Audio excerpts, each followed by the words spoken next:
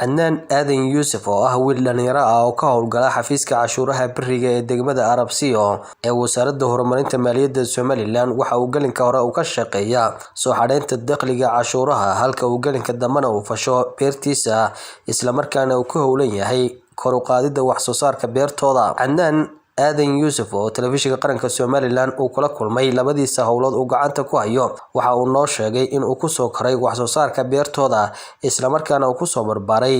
isagoo faahfaahin ka bixiyay faa'iidada ay beertu ay leedahay. Anoo dan iska hadlo dhalinyaro ahaan waxaan ka mid ahay dadka beeraha ku koray muxuu ahaayeen aan meel kale waxba ka soo gelinba aan beeraha inta soo leekaanay beer baan ku kornay marka beeruhu faa'iidada leeyihiin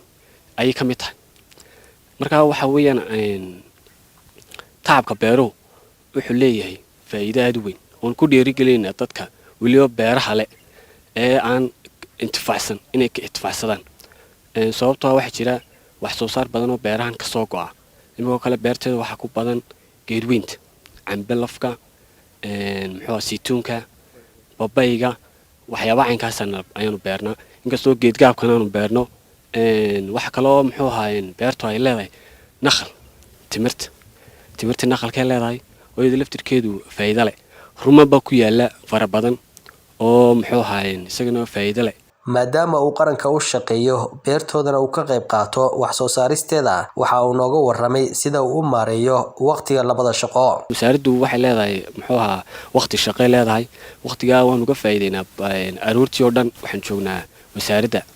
oo waxa hadii cashuur ururin tahay iyo hadii dakhli ururin tahay labadaba wasaaradii xafiiskeedii iyo controlkii inta waanu ka shaqeynaa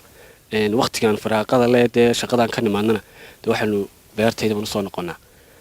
iyo waqtiyaanu iska nasano horta waxa weeyaan muxuu ahaayeen beertu mar walba faa'iidada ugu weyn iyada leh marka taas horta dhiirigelin weyn muujinaysa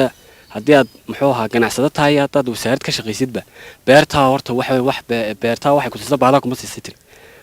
Soomaalidu marka taas horta 100% nagu dhiirigelinaysa inaan horta naan beerteedii ka tagin oo beertii joogno waqti kalena uu faa'iideyna qaranka. Adnan Aadan Yuusuf waxa uu bulshada reer Somaliland ku dhiirigeliyay in ay ka faa'iideystaan waqtiga isla markaana ay ku dadaalaan wax soo saarka dalkooda. Anigu marka dhalinyaro wax ku dhiirigelinaya beeraha in maxay laga shaqeysto dadkan ma garanaysaa waqtiga ku luminaya ama inay fadhiyaan hotel ama maqaaxi ama ay qaylayaan inay ka faa'iideystaan beertooda oo ay sameeyaan investment maanta dunidu way hormartay waxa loo baahan yahay hadii aad wax qabad yar u baahan tahay inaad lacag yar baana ka soo amaato ka bacdi beertaada investment ku celiso waxa la hubayn beerta soo celinayso 100%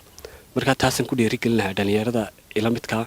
ayuuna suuq iska jooga runtii ama beer leh kuwa aan lahayn ma garanaysa business kale isticmaala iyaga laftirkooda inay xagga beeraha ay u soo hirtaan beer samaystaan iyaga laftirkooda ku dhiirigelinaya. Cabduqaadir Cabdullaahi Nuur, telefishinka qaranka Somaliland.